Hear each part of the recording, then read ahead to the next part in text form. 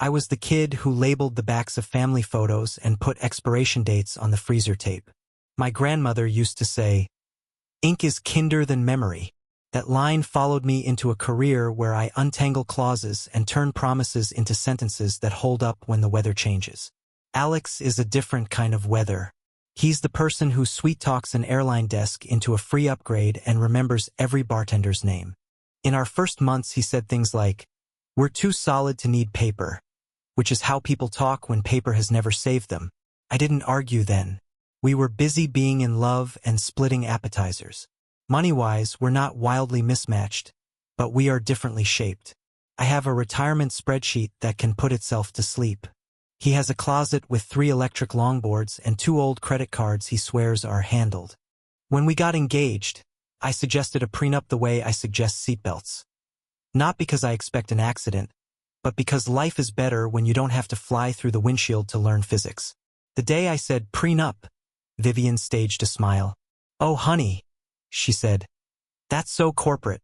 Marriage is trust." I said, "Trust signs." She patted my hand and told me not to humiliate her son with legalese. Tess chimed in with, "I can draft something simple, the way you'd offer to make a playlist." Alex kissed my temple and said, "We'll keep it light." Light turned into a cloud of almost documents. Tess sent over templates, with missing exhibits and casual phrasing like, "We'll sort debts later." I explained calmly, humanly, that later is not a plan. I offered to have both of us retain independent counsel like adults. Alex said he didn't want to make it adversarial. I said separate counsel is how you make it fair. He nodded the way people nod when they're not going to do something. Because this is literally my job, I did what I do at work when a vendor starts freelancing clauses. I set up a clear version map and a boring delivery process, no drama, just guardrails. For every draft I created, I added tiny, harmless differences that didn't change meaning, just fingerprinted the page. A synonym swap in a comma clause here, a line break choice there. In the footer, a micro mark, a dot after the page number in one version, a dash in another. In plain English, each pack had its own invisible signature. I tracked who received which pack in a super dull log with initials. I also put no fraud clauses into every wedding vendor contract we signed: venue, catering, photo. It was a single sentence written in non-law.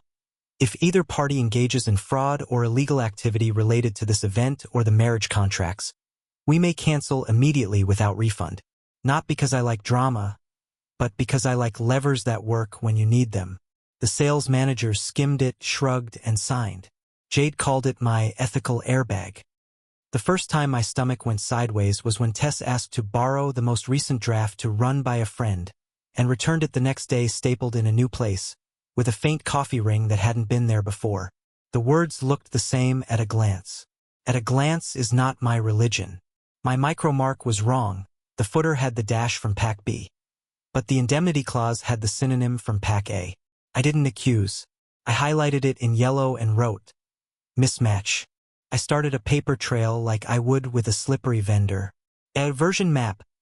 A one-page chart of tiny, harmless differences between versions.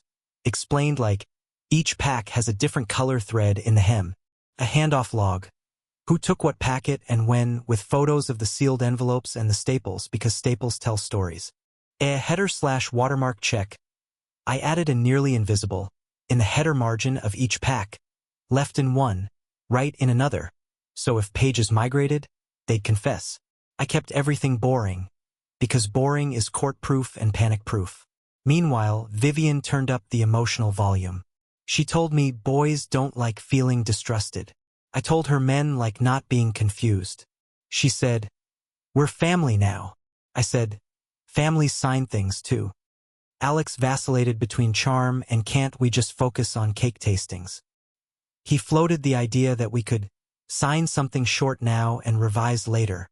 I told him that's not a prenup, that's a wish. I hired an actual attorney for myself, a woman who speaks human and writes steel. She offered Alex intros to several neutral attorneys. He said he'd think about it. We set a rough timeline. Keep planning, keep drafting, do a final review with a notary before the rehearsal dinner, sleep, get married, eat tiny pies. I baked feelings into pies, not into email. But the version started doing that creepy thing where the latest draft in my inbox didn't match the latest in Tess's. My footers and headers saved me with their tiny honesty. One afternoon, Vivian dropped by with pastries and a manila envelope labeled Prenup stuff. Inside was a printed draft with my cover page, but different page 4 and page 5. My mark was on the cover. The headers on 4 and 5 were the wrong side. The debt paragraph had changed from each party remains solely responsible for debts incurred prior to marriage. No joint assumption absent signed addendum, to the parties agree to revisit and equitably share debts incurred prior to marriage with the spirit of cooperation. That's a poem, not a clause. I made tea. I said nothing. I sent Alex a text later. Hey, can you stop letting your mom courier legal documents? He replied, she's just excited. I said, excitement doesn't restaple page 5. At this point, Jade sat me down and said the thing I didn't want to say out loud. You need a trap that tells the truth without you having to scream. I tightened the controls. I stopped sending editable files. I sent print-only PDFs with a checksum. I explained it to Alex as a file signature that proves it's this exact set of pages. I began routing all drafts through a shared folder that emails a receipt each time a file is opened or printed. I booked the notary myself and asked her to send, politely, a short note about the final signing requirements. Both parties present with valid ID, final version to be reviewed in front of her, no substituted pages accepted. And notary email, in simple words, bring the final document. We review together. No swapping, both sign. I keep a scan. Alex replied with thumbs-up emojis and a joke about me being hot when procedural. Tess texted a long paragraph about how, in the real world, people can be flexible. I replied with a heart and a link to the folder audit trail. Vivian invited me to lunch and said, "You're making this so heavy." I said, "It will be so light when it's signed." The week before the rehearsal, Tess produced yet another cleaned-up draft that almost matched. Almost is where the monsters hide. The spousal support language had a single word shift from neither party to the parties, which flips obligations if you're not careful. The asset schedule had my RSUs listed as marital growth to be evaluated, which is soft as chiffon and nothing like what we agreed. My marks disagreed. My log disagreed. I took photos of the staple holes and wrote rebound, not original, in my notebook. Then I took a breath so deep it hurt and emailed Alex. We need to sit with the final version in front of the notary. Nothing else counts. Wedding planning continued like a play where half the cast is reading a different script. Vivian argued with the florist about peonies. Alex wanted hand-rolled cigars. I paid deposits and slipped no-fraud lines into every agreement like stitches under a hem. The venue contract got a tiny addendum. If marriage contracts are found to be altered or substituted, we may cancel without refund. The manager circled it and said, "We've never had anyone ask for this." I said, "You'll never need it until you do." Jade kept telling me to trust my eyes, not the room. She came over with sticky notes and we walked through the house labeling the wedding corner, favors, place cards, emergency kit, and the legal corner, prenup, IDs, notary checklist. I created a one-page final signing checklist in normal words. Bring wallets, bring pens, bring patience, bring the version whose dots kiss the left margin on every page. Alex laughed but promised. Then, a small, stupid thing happened that wasn't small to me. I found a home printer test page in our recycling with 2 pages of the prenup peeking underneath, cropped weird. The header dot was on the right. Our home printer was fed the wrong header. I checked the shared folder. My view receipt showed an access and a print from Tessa's account late the previous evening. Alex said he hadn't opened it. My lungs said otherwise. I didn't confront. I annotated. I stapled my final packet at an angle only I use and took a photo of the corner so I could see the staples bite later. I put my initials in pencil inside the spine where only a person doing surgery would look. Tiny things that tell you if a body's been tampered with. Paranoid? Maybe. Professional? Definitely.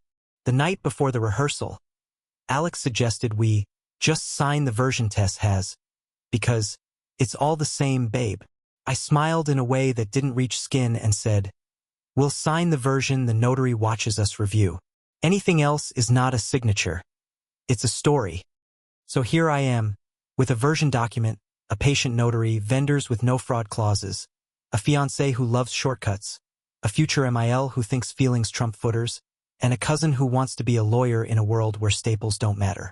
If, at the final signing, my page marks don't match, if the dots are on the wrong side, if the checksum screams, if the language has the spirit of cooperation where the hard nouns should be, I plan to activate the no fraud clauses, cancel the wedding on the spot, and file a report if my attorney says it's appropriate, not asking for legal advice. I have counsel. I will not stage a scene. I'll point to the dot. I'll say, this is swapped. And I'll leave intact the dignity of everyone who didn't try to move the goalposts in the dark. Ita for preparing a quiet trap and planning to cancel my wedding if the prenup pages have been swapped. Update 1. I treated the prenup like a product build. Freeze scope, lock versions, ship once. They treated it like a group chat where anyone could improve the vibe. The more I tried to keep it boring, the more their edits tried to become poetry. I laid out the version map on one page, human words, not jargon. Each pack had a harmless fingerprint. The pack A, footer shows, after the page number. The clause uses, solely responsible. The pack B, footer shows, B. The same clause uses, individually responsible. The pack C, footer shows, C, capitalized, separate property, in the definitions. I wrote, it's like stitching a different color thread in the hem.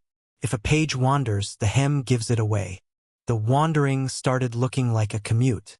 Tess returned a print set she'd cleaned up, stapled on the right, not the left, small, but I'd photographed my left angle staple bite. The pages had pack A footers but a pack B synonym in sections 6 and 9. The header dot, my tiny left margin speck, was on the right for pages 4 to 5 only. That doesn't happen by accident unless your printer lives in a funhouse. I logged it in handoff log, like I would an audit trail, recipient, Tess, given, pack B, sealed, left angle staple, returned, mixed headers, right angle staple, page 4 to 5 weight lighter, new paper. Note, spirit of cooperation, language present where no joint assumption absent signed addendum belongs. Then the meta told on them. I printed the PDF Tess had emailed to Alex from a generic account and checked the file details. I'm not scraping with a hacker tool. I'm looking at the scan properties most office scanners leave behind. Document produced by ScanPro XX. Created after the agreed freeze. Modified again within an hour. Optimized text applied. In normal words. Somebody rescanned final pages after we agreed to stop touching them, and then nudged them again. I kept it clean when I confronted the paper, not the people. I sent a short note to the group thread with a screenshot of the version map and wrote, pages 4 to 5 in the latest printout show pack of footers plus pack B phrasing plus wrong side header dot. That's a substituted page. Please discard that packet. Final version remains in the shared folder. We will print in front of the notary. Vivian replied with a paragraph about tone. Tess replied, this is standard cleanup. Alex texted privately, babe, it's all the same meaning. I replied, if it's all the same, then sign the one we review in front of the notary with the dots on the left and the checksum that matches. I tightened the human guardrails. I asked the notary to restate her rules in plain English so no one could play confused. A notary email summarized both parties present with valid ID. Final document reviewed at the table. No pre-signed pages. No substitutions. I retain a scan for my journal. If a discrepancy appears, we pause until clarity. She also added a line about witnessing any exhibits/schedules and initialing each page. I printed that email and put it at the front of my folder like a seatbelt. Meanwhile, the wedding machine whirred. Vivian fought a micro-war over the seating chart. Alex wanted late-night sliders. I kept sliding my one-sentence clause into vendor agreements. The vendor clause? If either party engages in fraud or illegal activity related to the marriage contracts or this event, vendor may cancel services without refund. Deposits may be applied to non-refundable costs or legal compliance needs. The venue manager said, weirdly reasonable. The caterer shrugged and said, we've seen stranger. The next oops was bold. A fresh final packet appeared on our breakfast table with a sticky note. From Tess, ready to sign. The cover page was mine. The staple was neat and wrong, straight, center. Page 7 had a semicolon missing that mattered. It can make two ideas run together. Page 10 replaced, neither party shall seek spousal support, with the parties do not intend to seek spousal support. Intend is a wish. Shall is a wall. I didn't storm. I staged. I photographed the staple bite, the missing semicolon, the intends where the shall should be, and the header dot dancing on the wrong side. Then I walked it to my office and slid it into a clear folder labeled substituted. Not final. Paper doesn't fight back. It waits for you to point. Alex came home cheerful and asked if we could just be normal until the rehearsal. I put the version map between us like a coffee table and said, normal is signing the same document together. If you want normal, stop introducing improvisation. He did the sigh that says I'm a good guy tired of complications and said, do you trust me? I said, enough to sign a promise that matches the promise we agreed to. Not enough to sign a poem. Vivian escalated to etiquette warfare. She invited me to a pre-rehearsal lunch for women and opened with, sweetheart, you're making this so transactional. I said, we are literally transacting a life. She said, my husband and I didn't need all this. I said, then this must feel very new. I hear that. Tess tried legal theater. She said, in many jurisdictions, prenups get thrown out if they're too rigid. I said, in many kitchens, cookies burn if you don't set a timer. We're not in court, we're at a table. Please stop swapping pages. She smirked and said, if the meaning is the same, why do you care which page gets signed? I smiled back and said, if the meaning is the same, why do you keep changing it? Because I work in compliance. I know how people behave when they don't intend malice but are very comfortable bending rails. They call deviations cleanups. They rename risk flexibility. They test whether you'll notice. I noticed. I also kept the delivery receipts. The shared folder emails a ping when someone opens or prints. The folder log for the final PDF showed. Opened by Tess, printed, then a print from a different IP labeled Vivian's iPad, then a gap, then a new scan upload to Alex's personal drive. I screen clipped the log and pasted it next to the handoff log entry for the breakfast table packet. I wrote one sentence under it, audit trails are just diaries with better posture. 2 owners from our venue team, bless them, called to confirm arrival windows on rehearsal day. I used the call to confirm they had my addendum on file. The coordinator said, yes, the no fraud clause. It's unusual, but it's here. If you give the word, we pause. Hearing someone else say the word pause made my shoulders drop a half-inch. Jade came over with lemons and sugar, for nerves, and made me run a drill. She sat across from me and pretended to be notary plus Vivian plus Alex, one by one, so I could practice saying calm sentences under pressure. We practiced the line I'd use if the pages didn't match. This set includes substituted pages. We are not signing this. We'll sign the version in the folder in front of the notary or we won't sign at all. Vendors, please refer to the clause on page 1. Then we practiced the line I'd use if everything matched. Thank you. Let's sign and eat pie. I nearly cried at the idea of pie. The last weird flare was a call from a number I didn't recognize. Someone from Tessa's office asking if the notary really needed to witness every page. And couldn't we just bring signed pages to speed things up? I forwarded the call note to the notary. She replied with one sentence I now want framed. Speed is a setting on a blender, not a legal standard. I gave Alex one more clean face-to-face chance. We sat on the stoop. I said, you have a week to show me you can sign the exact words we agreed. If there's a clause you hate, say it out loud and we'll renegotiate together.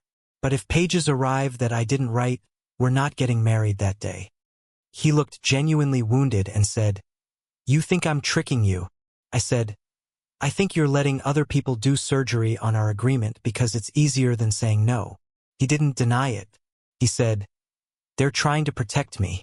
I said, "I'm trying to protect us. I'm not posting this for legal advice. I have counsel. I'm posting because people sometimes mistake caution for cruelty. It's not. It's care with a spine. If we sign clean, I will be the happiest boring bride you've ever seen. If we don't, the vendors will get the pause, the notary will get a tidy email, and my grandmother's sentence. Ink is kinder than memory. Will keep me from begging hope to do a contract's job." Update 2. The rehearsal room smelled like eucalyptus and frosting. The venue coordinator had taped our names on a corner table beside a neat stack of pens and a pitcher of water. The notary sat there already, calm, neat handwriting on a leather journal. She greeted us like a librarian. Soft voice, firm process. "We'll review the final document together," she said. "Initial each page and sign where indicated. If anything looks off, we pause." She made eye contact with everyone at the table, including Vivian and Tess. Alex arrived with the kind of smile that believes in momentum. Vivian hovered with a clutch like a prop. Tess carried a manila envelope like a magician lining up a reveal. Jade, who I asked to sit in as my support person, took the chair behind me and breathed like an anchor. I placed my packet on the table, Pack C, the one in the shared folder with the checksum I'd circulated. "This is the version my counsel and I are ready to sign," I said. The notary nodded and placed it to her left. Tess slid her envelope forward. "I brought a cleaned copy," she said. "Margins fixed, a few commas corrected." The notary didn't touch it. "We'll start with the version in the packet she just identified," she said, "and compare if needed." Vivian chirped, "Anything to make it friendlier," and patted the envelope. We began. The notary verified IDs, wrote down our names exactly as printed, and drew 2 small rectangles on her journal page labeled "Initials each page." She turned to page 1 of Pack C. My left side header dot greeted me like a firefly in the margin. The footer read, "C." The definitions used "separate property" capitalized, exactly as Pack C should. Good. Page 2, 3, fine. We each initialed. I kept my voice level and narrated lightly for the room, the way you read instructions out loud so no one can pretend they weren't there. "This page matches the file in the folder," I said. "Checksum on the cover corresponds." Then page 4. The notary set it down. The header dot sat on the right. My stomach didn't drop. It took a note. The footer said, "It." And in section 6, the sentence read, "The parties agree to revisit and equitably share debts incurred prior to marriage with a spirit of cooperation." No, our line is a brick, not a prayer. Each party remains solely responsible. No joint assumption absent signed addendum. "Pause," I said without heat. The notary looked up, already writing the word. Jade's hand found the table and stilled it. "This page is not Pack C," I said. I pointed with one finger. Header dot on right, pack a footer, and the debt clause has the spirit of cooperation language that is not in any signed-off version. Tess laughed a little. "That's just the cleaned margins," she said. "Same meaning." The notary turned to her with librarian energy. "We don't sign meaning," she said. "We sign pages." Vivian tried to sweep us forward. "Can we keep going and fix commas after? We have a rehearsal walkthrough." The notary's pen paused above the journal. "No substitutions," she said, quoting her own email. "If a discrepancy appears, we pause until clarity." Alex tried the easy way. "Babe, it's okay. If the meaning is the same." I looked at him, not unkind. "If the meaning is the same, sign the page that says what we agreed." I slid the version map onto the table, 1 page, simple. Pack C equals left dot. C footer, shall slash solely responsible language. Pack A equals right dot. Revisit slash equitably share, fluff. The notary compared, nodded once, and wrote mismatch. Page 4 in her journal. We checked page 5. Same problem. Right side header dot, pack a footer, and the spousal support sentence had become, "Do not intend to seek spousal support." The semicolon was missing too, the one I'd circled in practice because it kept 2 ideas from blurring. The notary underlined the line and wrote, intend versus shall on her pad. Tess pushed her envelope toward the center. Use mine, she said. It has uniform margins. The notary never even reached for it. Final document is the one identified in the shared folder, she said. If you want to substitute, both parties must agree and we start the review over. Right now, we don't have agreement. The venue coordinator, who had been hovering at professional distance, glanced at me. We had rehearsed our single word. I said it, pause. She nodded once and stepped into her script, which was deliciously plain. A vendor clause activated. Due to a discrepancy in the marriage contracts, services are paused. To catering, deposits remain on file. Kitchen holds prep. Photo, no pre-event session. A venue, space remains closed. No unauthorized rehearsal. Vivian inhaled like I'd slapped a saint. You are humiliating my son, she said. Over commas. I turned the page around so she could see the header dot and the footer. This is not punctuation, I said. This is a substituted page. Alex ran a hand through his hair, the way he does when he wants the world to be bendy. We can fix it, he said. We'll just. No, the notary said with the finality of a stamp. We don't fix in the margins. We review the final together and sign. Or we don't. Tess tried to go procedural at me. Plenty of couples sign and tidy later, she said. Later is not a plan, I said, feeling my voice steady. I slid a clear sleeve onto the table. Handoff log, Tess. You returned a packet with Pack A footers and wrong side dots after we froze Pack C. The scan properties on your PDF show a rescan after the freeze and a second modification. The folder log shows prints from your device and Vivian's tablet, and a new scan uploaded to Alex's personal drive.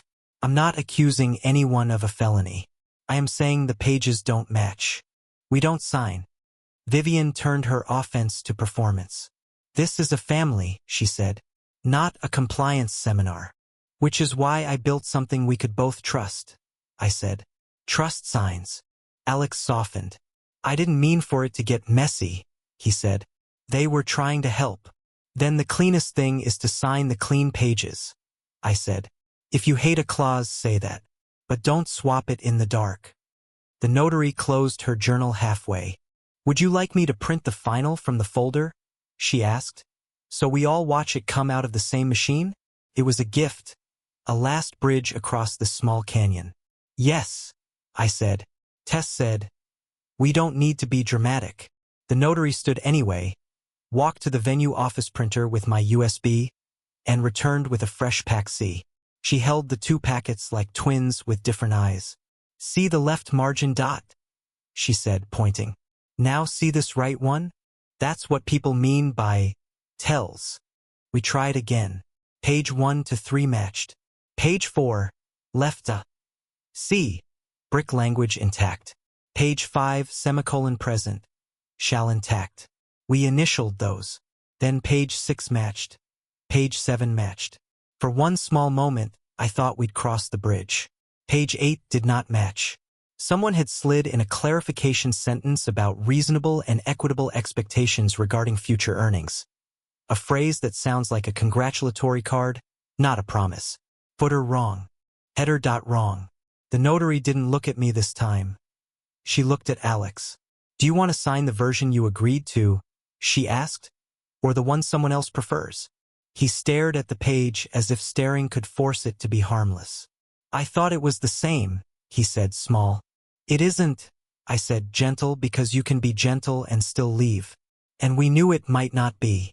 That's why we made a plan for this exact moment. Vivian's voice flattened. Call off the wedding and see how many people ever forgive you, she said to me. Jade choked on a laugh. Imagine threatening her with being free of your drama, she muttered. I didn't perform. I didn't eviscerate. I slid the vendor clause copies to the coordinator, turned to the notary and said, please note, signing is halted due to substituted pages inconsistent with the identified final. Parties did not agree to substitutions. The coordinator stepped into her checklist. Per the contract, "We're canceling today's services without refund," she said. "Deposits will be applied to administrative and staffing costs to date. If you wish to rebook after your legal contracts are resolved, we can discuss later." Vivian sputtered. Tess started to argue about what fraud means. The notary answered for me, in plain words.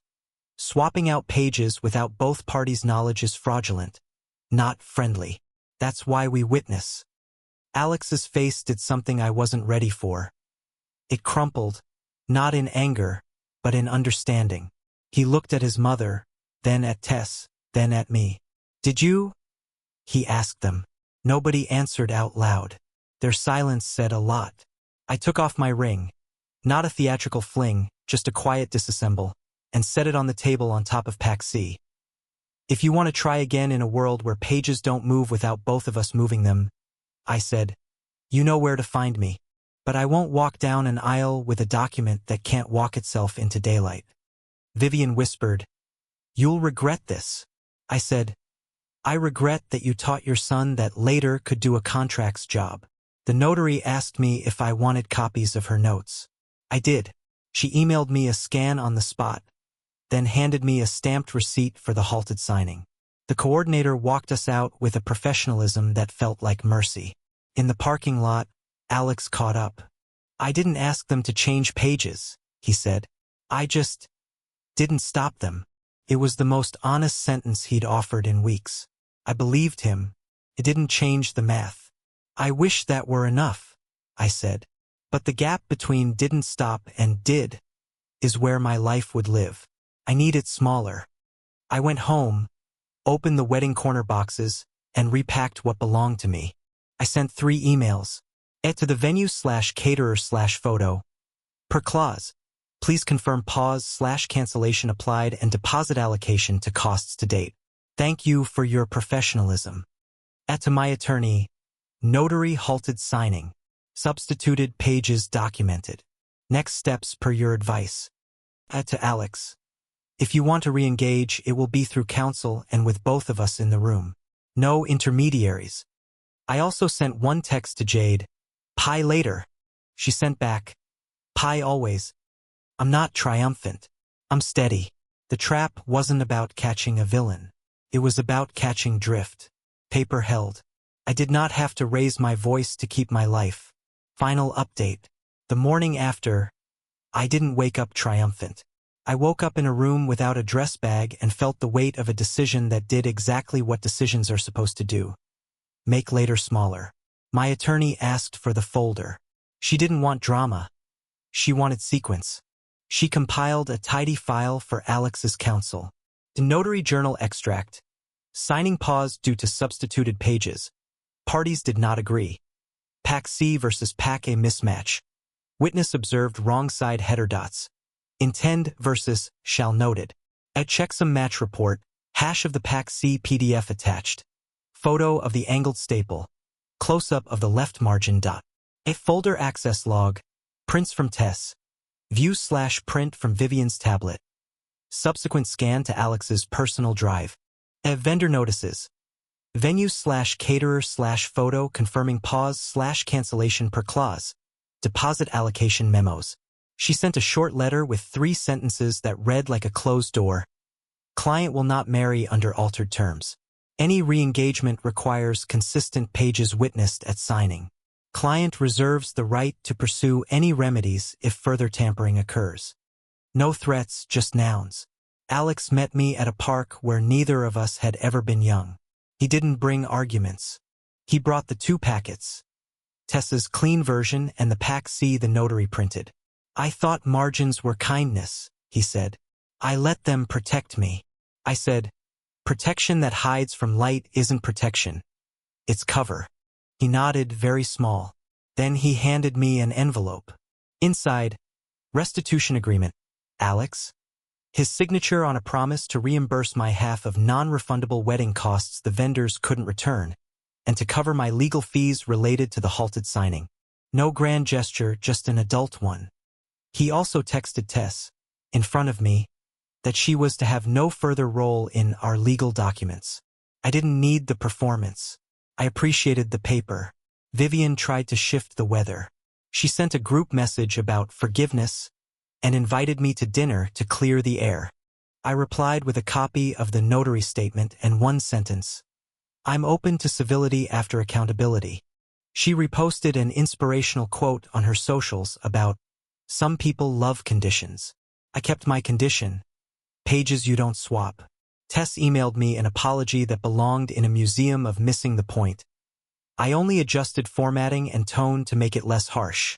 I didn't answer. My attorney sent her a brief note reminding her she's not my representative and that any further contact should go through counsel. If her firm ever hears about this, that's between her and her HR. I'm not in the reform business. The vendors were as kind as contracts allow. The venue sent a line item: staff time, floral holds, security, coordination. The caterer converted part of our fee to a smaller tasting credit. Jade and I used it and toasted to grown-up grief and good soup. The photographer sent a note that made me weirdly emotional. "I'm sorry this happened. For what it's worth, the clearest marriages I shoot are the ones with clear paperwork." I shipped the dress back. I kept the shoes. They walk fine on ordinary days. I moved the wedding corner into 2 boxes labeled "Keep" because I picked it, and "Donate" because it belongs to a different story. I sat on the floor and wrote a thank you card to the notary for doing her job exactly the way jobs save lives. Was there fallout? Of course. Vivian told extended relatives that I canceled a wedding over commas. A cousin asked for my side. I sent the version map with a heart and the caption, "Not commas, clauses." Another relative said, "I wish more people did this." The circle redrew itself without ceremony. Sometimes safety is just moving one chair. What about Alex and me? We didn't try to tape the vase. He asked for one counseling session to say out loud what he hadn't. That conflict makes his tongue stop working and that he hands his power to whichever woman promises him calm. I told him I don't want to be his off-ramp from discomfort. We parted like 2 people who finally read the same paragraph. I changed my locks, not because I expected trouble, but because new keys say the rules changed better than any speech. I also went on a date with myself to the county clerk to update a few dull records that make future you grateful for past you's clarity. I put the no fraud sentence in a folder labeled templates so the next time life asks me for a lever, I don't have to whittle one. Therapy continued.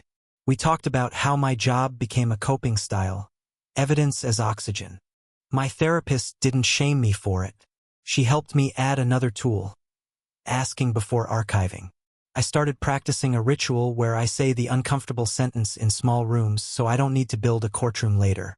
The sentence I'm keeping: if the truth can't stand daylight, it isn't my truth. People asked if I'm done with marriage. I'm not done with anything except stories that only work if I close my eyes. I want the boring, bright kind of love, the one that thinks signatures are romantic because they say I mean it in ink.